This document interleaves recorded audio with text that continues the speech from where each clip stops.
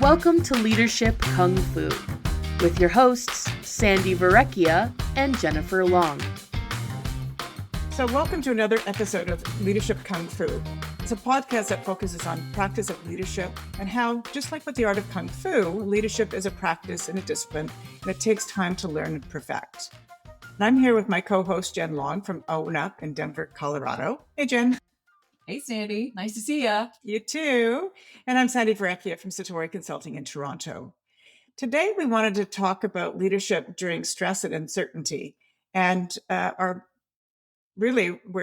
looking at it thinking, like, what can leaders do differently? How can leaders do things better?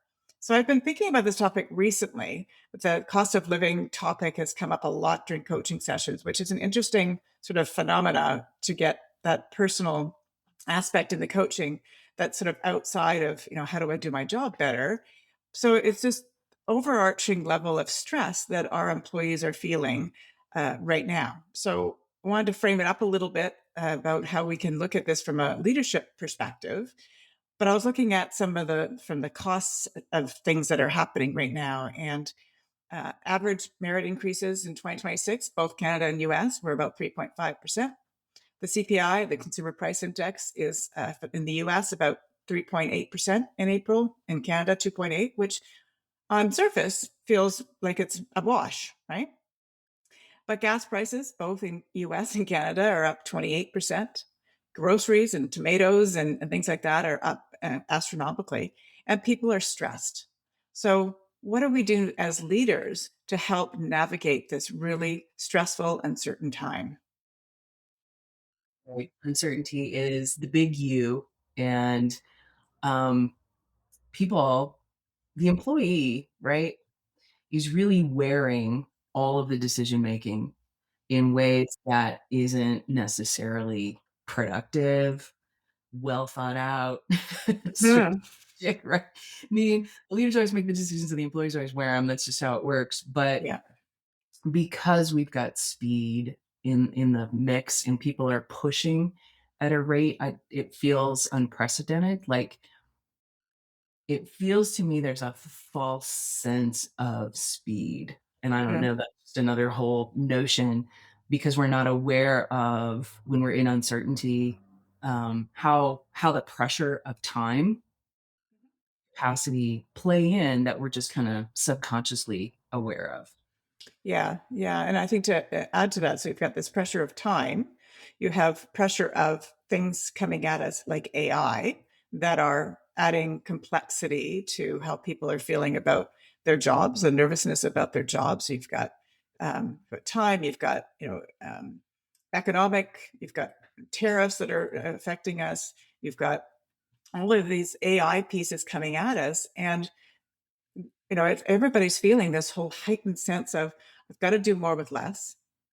I've got to, Yeah, right? which is, we've talked about this before on podcasts, right? Do more with less is just not true. You can only do less with less. Yes. And when you're looking at employees who are up against it financially, economically, personally, in addition to up against it going, are my skills even going to be relevant? Right. Right? That we're creating a situation of distrust. The gap is just really getting so much bigger between what's going on at the employee level and what's happening in the leadership meetings, right? And so you've had some conversations lately that have sort of really surfaced this for you, is what it sounds like. Yeah. Yeah, it really has. And then people are there, the stress. And I think, so the conversations around all of these certain things are happening. So in my day-to-day daily life at home, and it's now creeping into the workforce. Mm. And part of the conversations around is like, what are employees doing to help not alleviate the stress, because the stress is there and employers can't just change that. But what are they doing to ensure that their employees are skilled up, right? So when things turn around, and they will, that we have the right skills. What are they doing to create space for organizations to have those conversations, for people to have those conversations, and beginning we were sort of talking about in COVID, right? Everybody talked about the mental health of everybody. And there was all these really active conversations about it. And I don't hear it happening as much now. Yet the mental health, I would suggest, is as heightened as it was back in 2019, 2020. Yeah. Yeah, but it feels like it's taken a real back seat in terms of how this is how that really impacts productivity. Okay. And the idea of job loss and the idea of layoffs and the idea of these transformations that are going on organizationally are also creating lack of productivity. Yeah, yeah. So, sort of thinking about this from a leadership perspective is this is a leadership conversation, not an HR conversation that needs to be had. Right? Because I think a lot of organizations are putting it to HR because it's a people problem, issue, Mhm. challenge, however you want to frame that.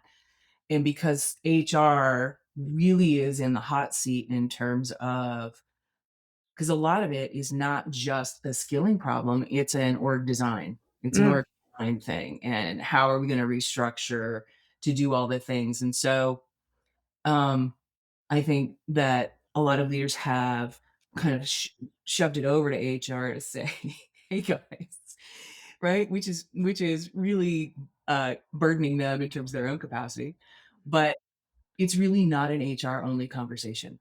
In fact, it's organization wide, and leaders across should be having a team conversation because the uh, secondary and tertiary impacts of these decisions are big.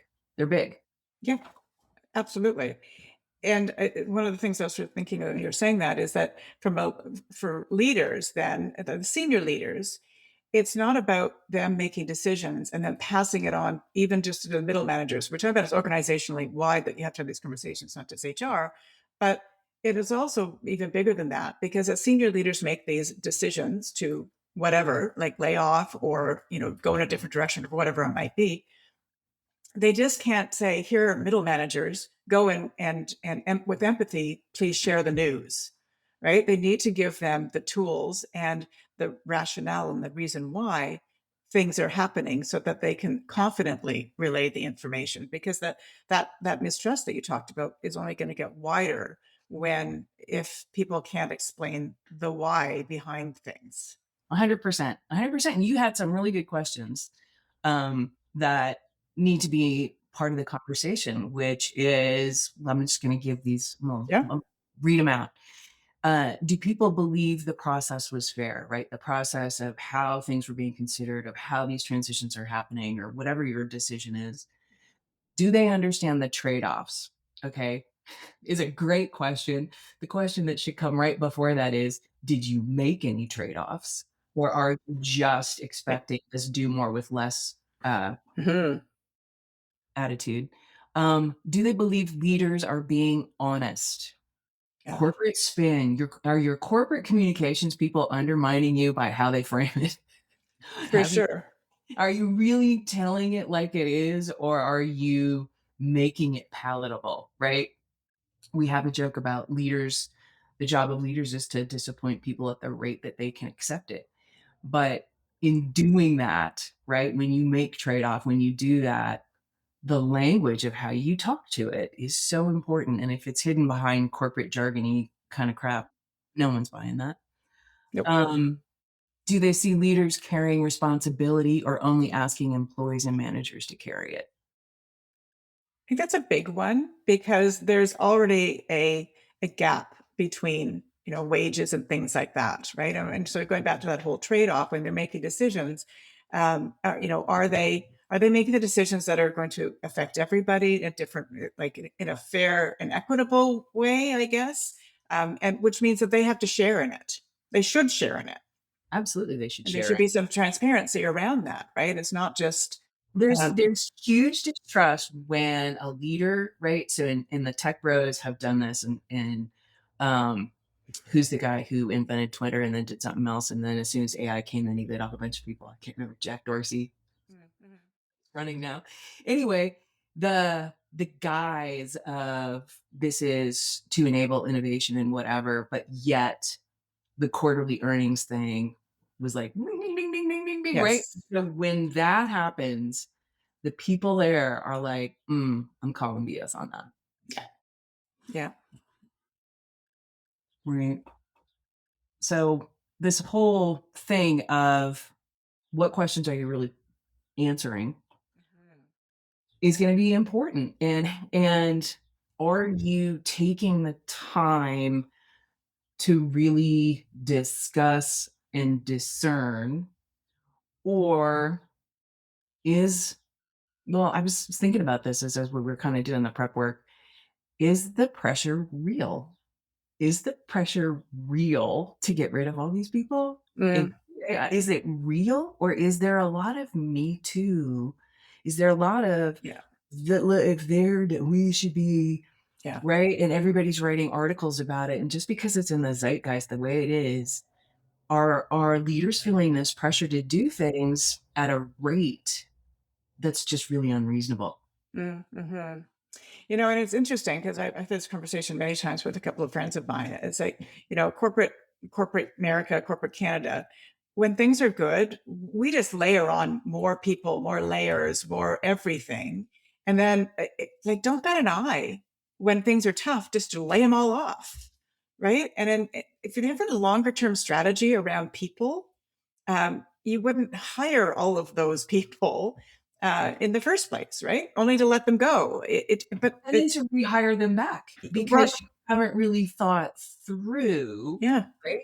And so I was reading a whole thing in one of the HR publications that really was talking about the lack of the HR people think they've got sort of this strategy around how they're going to let people go and how they're going to redevelop people, right? But the employees are they don't see the redeployment, and they don't all they see No.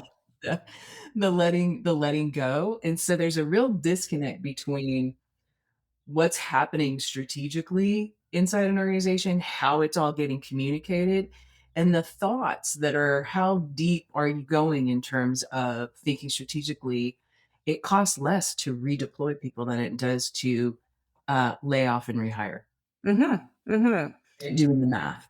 Yeah, and I think one of the things during the whole COVID time, I think corporations didn't learn from, but did, is many, they furloughed people as opposed to laying them off, right? Because they sort of felt it was going to be the short term thing.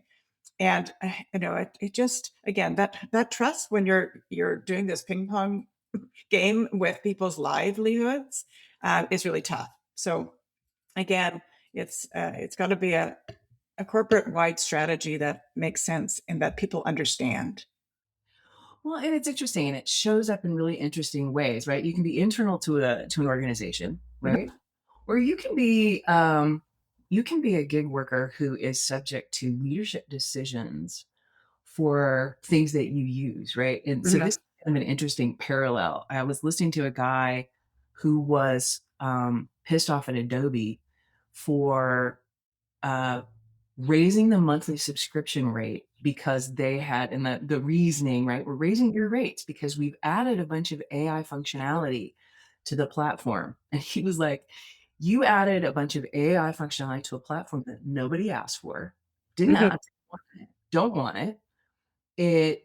Now you want me as a creative who uses your platform, right, to pay more when you've put services in that put my talents and my jobs and my income at risk. Right. And when you look at that in the context of a leadership decision, why would Adobe do that? Right? What, because that would be a whole bunch of creatives going, there are other things I can use, right? Right. Right. But decisions in vacuums, right? They were looking at price increase, and so you have to have value for the price increase. Not really thinking about was it adding value or not. Right? But this is the secondary, tertiary impact. Mhm. People don't think through. What is that, when you think about who are their users? Mhm. And they're Yeah. all creatives. Right? Exactly. Exactly. Actually. They're in their Adobe suite. They're not Mhm. going, let me just make my own video. That's not happening. Yeah, yeah. Interesting, interesting. And then again, it's all about those conversations and the trade-offs that they're making. And I don't think people are thinking about trade-offs as much as they should. No. executives don't like trade-offs. Executives don't want to feel a deceleration. They don't want to feel right. But the part they miss is the focus. Right. Trade-off is always about the focus. If you're gonna do it well, focus on it. Like, Mhm. make it a priority. Like, create this goes back to the last podcast we did on strategy is not a deck, it's on the calendar. If AI is strategic for you, if putting technology in is strategic for you, and redesigning your work is strategic to you, right? It's going to require trade-off. Yeah. Yeah. Yeah. Okay. So this is it's a big thing. This whole uncertainty for sure. So Yeah. you need to have trade off conversations. You talked about a little bit, Jen, about the corporate spin, and Mm, you have to be really careful that you're not trying to sell a decision.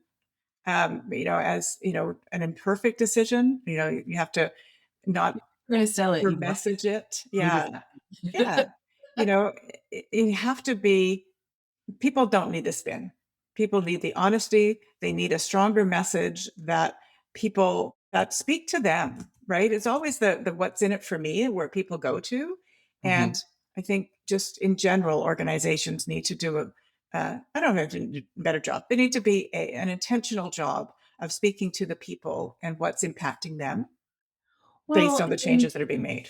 to lose the cover your ass, um, approach and really if I'm telling you the truth because I respect you. Mhm. I'm telling you how we got here because I respect you. And if you can think in those terms, your turns of phrase might be a little better than, "How's that gonna sound, and let's run it past legal."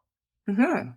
Yes, exactly. Exactly. You shouldn't run it past legal, but then you should always walk that line of choose respect over polish, choose Mhm. respect over jargon. Yeah, yeah.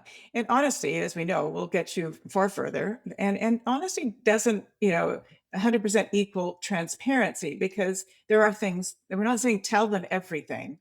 Tell them the things that matter that will help alleviate the stress of the workday because they already have all these other stresses. Right? Right. It's like think about the people that you're employing and have an empathetic communication strategy around the changes. Right? And remember the message is always with the listener. Like the Mhm, person who receives it, it's always there. And you had some great turns of phrase for examples of here's what it sounds like. What does that mhm. right? Here's what we can do. Here's what we can do right now. And here's what I'm willing to stay in conversation about. Yeah, and here's what I can't promise, Yeah. right? And so, like, you're not over promising and under delivering, but just as I can't promise, like, and no employer can promise that the gas prices are going to go down to a normal amount, right? Mhm. No employer can guarantee somebody's job, but Mhm.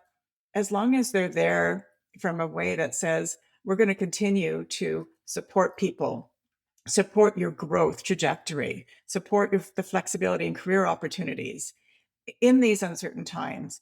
That's that's what magic people will hear, right? They're in it. They're doing it for me as opposed to they're doing it for them. And if we're going to send you out, we're going to do our best to send you out as equipped as you can be and with enough Mhm. time to do something different, right? Yeah. Because that also matters a huge amount. Mhm. Yeah. And it's interesting because we're talking before, and I don't know if I probably said this story before, but years ago, listening to a professor in marketing, and what he said, and it always stuck with me, is like when times are tough, people always let go of marketing, right? Slash the marketing budget. And that happens with people leadership and leadership development as well, because they're seen as discretionary budgets, right? Not as important as other things. And that gap gets wider and wider from a marketing perspective, but definitely from a leadership perspective when you're not when you pull those budgets away and say we're not going to invest in you right now. Because when things do turn around, and they will turn around, you need to make sure that those people are there, hit the ground running. Well, right. And we all know what it looks like when you've got unqualified people in position. Mm-hmm. Uh-huh. And pulling your foot off the gas on leadership development. I've watched organizations suffer this, Mm-hmm. where they are just ill prepared for these kinds of thoughtful decisions, strategic thinking, problem solving of how do we, how many leaders have already leaped into AI only to spend $1 million to realize I didn't know what it could actually do. I didn't know what I actually wanted. So I spent a bunch of money I know. and nothing happened. Yep. Right? That's that's what you set yourself up for when you're not consistently invested in who's going to run the business, who are we setting up to be the learners who can learn and relearn and Yeah. understand interpersonal and organizational risk and all those kinds of things, because they don't have experience and they're getting younger because that's just what the population looks like. Sure. So it becomes that whole long-term strategic thinking that we've talked about so many times, as opposed to knee-jerk reaction to something that's happening just today. And there might need to be a balance. You may to have to make some short-term decisions, but they can't be done in isolation. They need to be done with a long-term lens. And I Right. think it's there. I don't know that those conversations are being had at the same time. Well, they're being had in closed circles, right? Because these feel like big decisions that they have to be very careful with. And the interesting thing is it's also a huge opportunity for people who are your high potentials, right? To Mhm. in those meetings, to sit in those conversations, to watch what happens in the room, right? Yeah. Because this is when leadership matters. This is where leaders earn their stripes. When we're all fat and happy and business is fine and we're hiring like nobody's business. Those are easy leadership days, right? Mhm. It's when you're in this kind of environment, I think so many leaders are ill-equipped in this, being able to see far enough to have conversations, to slow it down enough to spend the time to think it through, right? As opposed to offloading, deadlining, bring me a rock, not that rock, Yes. Yeah. right? And the larger businesses who are really answering to the quarter to quarter play, who aren't really thinking, "I'm only here 4 years and I gotta make I'm bonused on this," Sure. right? And if I'm under in that organization, the willingness to resist that pressure because of the costly mistakes it's gonna make later. Right. And the cost to that individual. Yeah, yeah. Yeah. Yeah. So I And think and uncertainty, that moment of pull back, pull up, think through, that's your kung fu. Mhm. That's the discipline, because Yeah. leadership feels a lot like thinking, not like doing. Yes. Yeah. Feels like or should it's. I think it is. Yeah. You had a whole, notion around fairness and sameness. Mm. Talk about Mhm. that a little bit. Well, fairness, you want things to be feel fair across the board. People need to feel fair, but doesn't mean it's the same. Right? And so, what's fair to me and fair to you may look different. And so it's not and this was more around sort of wage increases and things like that was sort of the kind of the context of it. Like everybody gets 3%, which is great in theory. Um, but there isn't that merit component to it, right? And so if, Jen, you're that high performer and you get the same 3% as me and I'm just dogging it, like, what does that feel like to you? Oh, Right. well, Yeah. why am I working so hard? Yeah. Yeah, and despite what HR might think, people know what people are bonused and all that sort of stuff. People talk, right? There's lots of water coolers and Everybody shares, hats and especially the younger generation, they got sure. no clue around what they make. No, Like, no. yeah. Yeah. So we got to be careful that we're not treating everybody the same just because it's easier to do it that way. Again, it goes back to that thinking about the impact of decisions and the trade off. So, what are you willing to trade off by making a sweeping, everybody gets the same decision? What are you willing to trade off, or what are you trading off? And are you having those conversations about the impact to the organization, the best people in the organization? Well, and from a kung fu standpoint, you are walking, if you're doing this well, you're walking a very interesting line between fair and equitable, Hmm. right? Because equitable is, while I want to do best for everyone, I do have high performers. I do Yeah. have parts of the business I need to invest in. I do have certain specific strategic objectives that I need to support. And so while I would like to do all the funding equally, right, I'm not going to do what I can, where I can, and then I'm going to be strategic about really where I need to put the incentive, put the investment, put the thing. And then I need to be able to explain that well.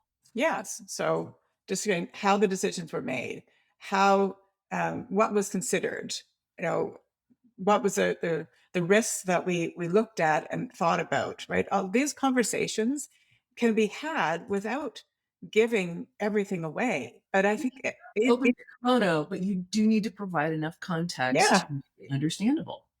yeah. So I think that's a really important sort of takeaway because again, sort of it's interesting because one of the conversations I had with an employee was, he basically said, well, the fact that grapes are now $8 for a small little bushel is not going to impact you the same way it's going to impact me, because, different salaries, different stage in life, all of that sort of thing.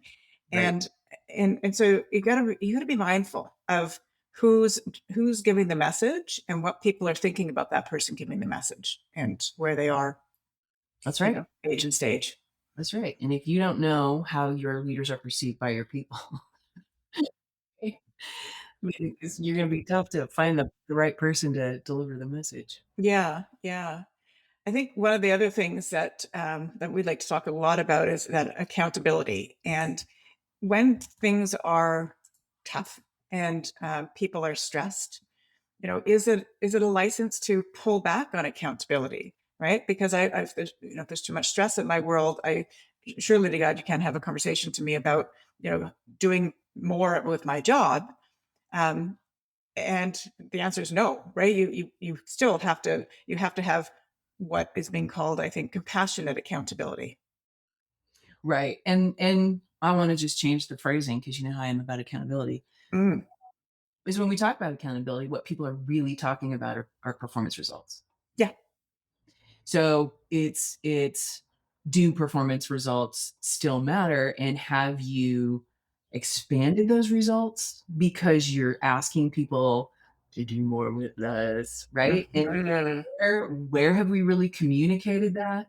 Where have we created space for agreement, right? yeah, When we hold people accountable, we're looking for ownership, and people will only own, right? What hmm, they're clear about. And if you're trying to give them things they're not clear about, and a lot of the things that are just left to, well, who's going to decide this? Well, who's going to own that, right? Hasn't really been made clear. So, of course, they're not going to own it. Of hmm, course, they're not. right. Don't scratch your head if you haven't been clear about how this transformation is going to happen for somebody. Mm-hmm. And so I think so.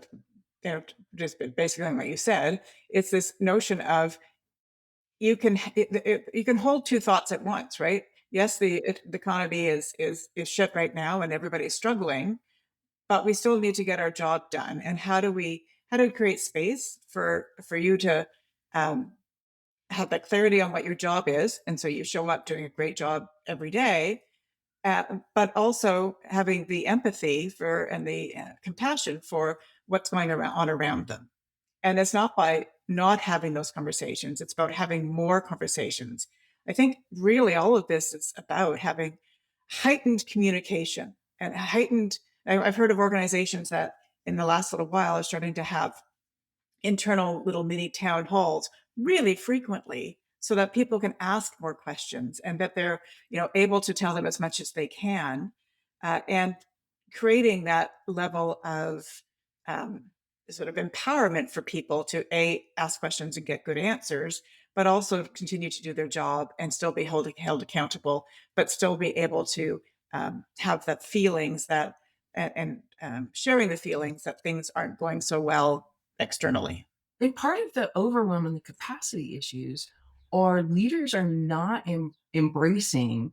When we talk about capacity, I don't think a lot of leaders have a good understanding of how to look at a person's capacity. Mm. I, there's an underlying or tendency when people say I'm overwhelmed and overburdened for people to go, oh, quit whining, right? Like, Yeah, yeah, yeah. capacity, right? And so there's a question about, individual productivity or whatever it is. But what leaders always fail to really consider when you think about capacity is the cognitive load, right? Mm, And the thought load, and let alone the emotional um energy that goes into when you're in an unknown and I don't know and what what's happening and why did this team get let go, and like yeah, the the energy it takes to process, think through, wonder, worry, strategize is a lot. And some leaders are also having this thought load problem, right? sure. So you're looking at um how we're having consideration capacity. If this is where, if you don't know how to measure capacity, if you don't know how to look at capacity, if you're not having discussions about capacity, how Mm, you're indirectly overwhelming and underestimating. yes, yeah. And I just want to stop there for a second because I think that's a really important thing that you've just raised. Like, how do you measure capacity, right? Because there's the there's the actual capacity. We have 8 hours a day to get a job done. But as you're talking about, like, your capacity diminishes when your cognitive load is higher, right? Right. You just cannot do as much. And Right. and so is it when they're looking at capacity, and this is maybe just a question, maybe you've uncovered the answer to it, Jen. But is it that are we measuring the 8 hours and what they're doing in the 8 hours? Or are we sort of looking at it holistically to see why they can't get their job done and sort of creating maybe those mental breaks that allow them to re-energize a little bit more? Like, I don't know. I don't know if that Well, I was really a mean, question, but and part of when we talk about, you need to consider what's happening outside the work environment, because the thought load is also burdened by, I can't afford to yes, very buy, much so. right? So it's those things creep in because you are a whole person. You're a whole person on the job. And Hmm. so as you get the context from your family or whatever that goes on in your day, that also creates that sort of thing. And I don't think companies have spent time as they go through the transitions, right? Because two things in play. We're not looking at capacity and understanding what capacity demands we're asking for and what capacity we are already at. And leaders are not looking at it in terms of, if you are not considering this, that's a failure on leadership's part, because asking people to do more is you fluffing off decisions around priorities. Hmm. Hmm. And so I want to be really clear, right? So when leaders get frustrated in a session with me and they're frantic about, oh, I think they're just all whiners, or all right, and I'm like, what part of this do you own? Because you haven't accepted a trade-off, refused to make trade-offs, or you won't focus your people, which means doing less that's more strategic, or doing the most strategic things, and putting the rest aside for a period of time. Right. And that's a big lesson in leaders who can say, my job is to create the focus and the trade-offs to make sure the capacity is where I want it, and have that conversation. And so capacity is looking at our processes and understanding, have you really broken it down into how many hours a day do you spend doing your things? Hmm. Hmm. Yeah. Yeah. And when we give people more things to say, what do you think it will take you to do that? What kind of, and really looking through that. And that's a dynamic conversation. That's Mm. not, because I might say, well, that's probably 20 hours a week for me. And then I get into it and I'm like, oh, no, this is an uphill slog. Right. Yes, yeah. And creating that space for somebody to say, "No, I don't have the capacity, and this is why. But if you want me to do it, then I can't do this over here." And I can't be in your 25 meetings every week. No, gosh, no, we can't go down that meeting chain again. Ugh. Yes, but yeah, you're right. And so it's really looking at it holistically, understanding that there's external pressures more so now in this right now, um, that is impacting so many. Mhm. And then the internal pressures that the outside pressures are putting on our organizations, right, to do more with less and to cut costs and things like that. Yeah, And our people are the ones that are suffering. exactly. Exactly. And the lack of clarity, right? The lack of clear understanding, right? And if I'm not clear, I can't communicate clearly. Mhm, So, mhm. right? I'm telling a story and I'm just kind of working my way through it as opposed to going, where am I really clear on where this is headed? And I think one of the biggest issues that is bottlenecking and exacerbating all this uncertainty is it's the leader's job to create clarity. It's the leader's job to do this sense making. And that doesn't mean I want you to be a fortune teller and see the future. That means if we're going to invest in this thing, we're going to reorg this thing, or we're going to transform this thing into what? What is the end state? Yeah. Where are we going? Can you describe to me what that looks like based on where you are? I don't Mhm. be 100% correct. But when I can understand, oh, they're very clear on where we're heading and what right will look like when we get there, my ability to grok your decision making gets so much better. Yeah. Yeah. But when you can't say, when it's just, we're going to streamline, that language is meaningless. Yes. Yes. That's just corporate spin. Yeah. Yeah. So I think we've got a few takeaways on this one, Jen, right? I think leaders need to acknowledge and name the reality without minimizing it. The reality that people are going through all of this other stuff and that the pressure is real. We need our leaders within our organizations to acknowledge it, and that will help build trust, and maybe a little bit more optimism within the workforce. Yeah. More strategy on um it's your workforce planning, but that's not just AR. That Yeah, is redesign, redevelopment, and really do the math. Do the math on layoffs versus who are what are we really doing? Because are we gonna end up rehiring at higher costs? exactly, exactly. I think the other sort of takeaway is that leaders and leadership in general, without throughout the organization, they need to really be clear on decisions and explain the decisions clearly, especially when they're a negative, right, decision is impacting one of me as an employee or the next group over because what happens to me next, right? And so when times are tough, we have to over communicate, and not with the spin that you talked about, but with really good. We decided Right. to do this You're because confident in your decisions, you're clear about your decisions. yeah, That should definitely come across in your communication. yes, yeah, The clarity of the should answer the questions for people. hmm. We have to make fairness visible, right? It's not just fairness isn't just a value; it's a leadership practice that needs to be visible to everyone. Again, going back to fair isn't the same. And fairness, don't get caught up in the idea of fair. Get caught up in the idea that what people experience as fair is how you show your work. Yeah, How you show your work. So if you're making tough decisions, show your work. yeah, that's great.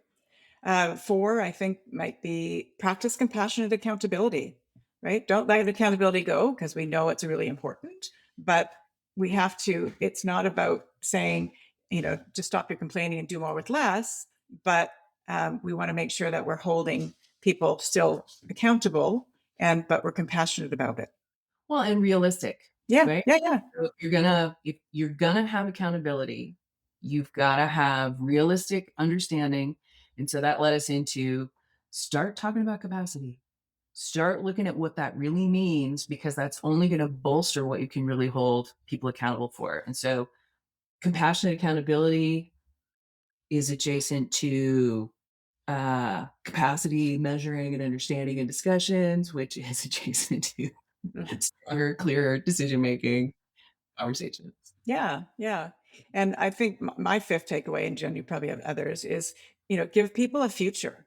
Make sure that we are upskilling during these times when we don't take away your development. Let's make sure that we're upskilling. We're giving people the tools. We're making them AI ready. We're not making them fearful that AI is going to take their job. Having those honest conversations about how work is changing and how they fit into that work matrix going Mhm. forward. Yes, and it's okay to say, here's what right's going to look like based on what we know, Yeah, but we want absolutely. to adapt. And so put yourself, leaders do not show up as knowers, show up as learners. Mhm. Here's what we're learning. Here's why we're making the decisions we're making. We're learning along as we're all companies are. Be okay about that because you're going to have to adapt. All of your decisions may not be spot on. You may realize if you're doing good decision making, what are we looking for that are red flags if this isn't going to go in the right direction, right? What are the Yeah. leading indicators that the decision is working? Mm-hmm. Versus, Mm-hmm. "Ooh, we got to pivot because we made a decision here and here's what we're seeing," right? Yeah. And when you keep people in the conversation with you, in the learning with you, in the understanding as you make sense of it, the easier it is for them to trust what you're doing. Yeah. Right. And this is about building trust. All of this is when you have a trusting organization, things that you do to trust can take a long time to build and little time to erode. And so really think about those decisions. And if you're going to build trust, bring them in at the level of the work, right? Yeah. That they should be in the conversation of the learning in ways that make sense. Um, so that they have a voice in solution building. They have a voice in, I can see why this job is no longer relevant. They have a Yeah. voice in, right? Versus this is happening to me. It should be happening with me. Exactly. Exactly. Great. Any other takeaways, Jen? No, that's a lot. That's a lot for Yeah. one podcast. Yeah. Here. And it all started with the gas prices. Also, this is the price of tomatoes. Yes, yes, those darn tomatoes. But yeah, so I think, there's a lot for leaders to think about. I think this would be a good podcast for you to share with other leaders in your organization, things to think about, things to talk about around your leadership table that maybe you're not talking about now. Like, are you having those right conversations? And are you over communicating? Are you thinking about fairness in the right way? Are you being transparent? Are you empathetic? Are you being compassionate around your accountability? There's so many pieces today, all to Mhm. say, mental health and the stress that people are under today is at an all-time high. And leaders aren't exempt from that, right? So make No, sure not it, for they're, sure. and what I would tell you is if this all feels overwhelming, like holy crap, how am I doing all that? Is you have to slow down. You have to create the space. And in doing the things we're asking you to do, you feel better. You feel stronger. You Yeah. feel less overwhelmed. You feel less uncertain. So it's not just do this for everybody. Doing this is for you as well. And um beware of the pressures that undo this for you, right? Yeah. Yeah. Beware of the need for speed, beware of the quarter to quarter, beware of the me too tendencies that are definitely happening. Yes. All right. Well, I think that's a lot for today, as you say. So uh, we love your comments. So please give us comments on our podcast. If there's anything that you'd like to hear Jen and I talk about, give us some ideas. We're happy to talk about anything, really, honestly. and if you haven't already hit the subscribe button, make sure that you're hitting it and getting our monthly podcast to your inbox. Great. All right, then. We will see you on the next one. All right. Thanks, Jen. Thanks, Sandy. Thank you so much for listening. You can check out Sandy's website at satoriconsultinginc.ca. That's SATORI Consulting, INC.ca. And you can check out Jen's website at accountabilityatwork.com. If you like what you hear, let us know by leaving a review on your favorite listening platform. Thanks again, and we'll see you next time.